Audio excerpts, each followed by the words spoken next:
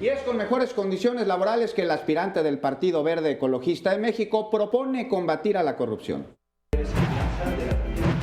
Aumentar el salario de los policías casi en un 50% para acabar con la corrupción es una de las propuestas de la candidata a la jefatura de gobierno por el Partido Verde Ecologista de México, Mariana Boy. Estos cuerpos policíacos que hoy están ganando 4,500 pesos tendríamos que equipararlos al resto de los policías que están en un sueldo como de 8,000 ya ahora.